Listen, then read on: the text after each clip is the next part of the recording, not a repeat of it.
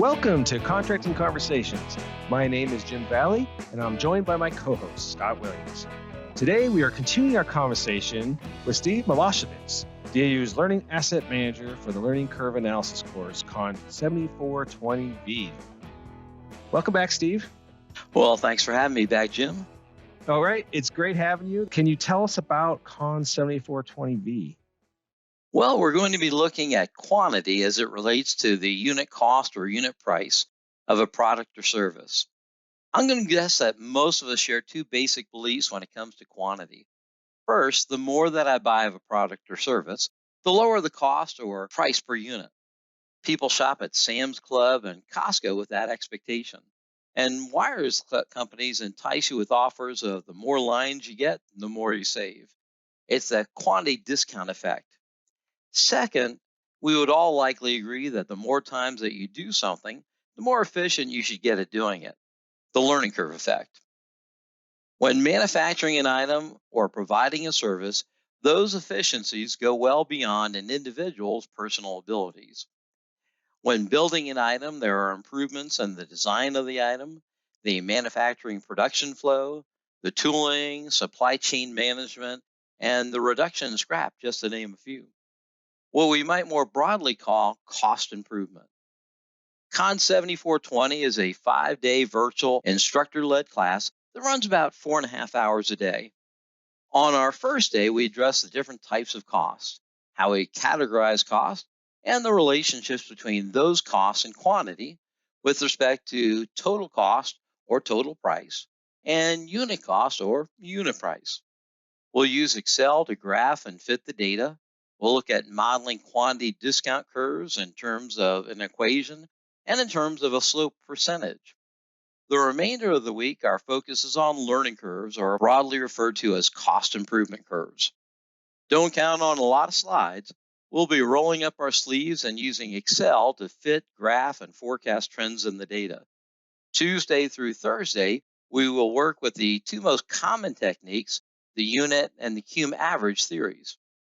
We will be fitting data, assessing how well we fit the data, and forecasting the hours or dollars for future buys. We also discuss some of the more complicating issues with modeling cost improvement. Friday is devoted to breaks or interruptions in production, why they occur, how to assess the impacts, and what to expect following a break in production. All right, thanks, Steve. I really appreciate the detail. Yeah, Steve, it sounds like a pretty interesting class, and one would be, I think, a great benefit to people in the contracting field. But I'll ask the question, are the potential students that are the same target audience that they were for courses 7400V statistics and 7410 regression analysis, which we previously discussed with you? So could a student take 7420 before, for example, Con 7410, the course on regression? Well, to answer your first question, yes, we would expect a similar audience as we would for both statistics and regression. As to the order of the classes, you can indeed take 7420 without having taken 7400 and 7410. And we do our best to accommodate folks who have not had regression before or who have not had it for a while. The benefit I do see of taking 7410 regression analysis first is that learning curves and quantity discount curves are, after all, applications of regression. With 7410, you get a good foundation on regression, and then our discussion on nonlinear regression is a nice basis for addressing learning curves. Right, thanks, Steve. So many students want to know, how am I going to be assessing this course? What do I need to do to pass? Well, we have a graded pre-course assignment, 2 group exercises, and an application style assessment in Excel at the end of the week. Okay, great. Thanks, Steve. Hey, Steve, thanks a bunch for coming to the show today to discuss the Learning Curve course, which is a learning asset course under the Quantitative Methods credential.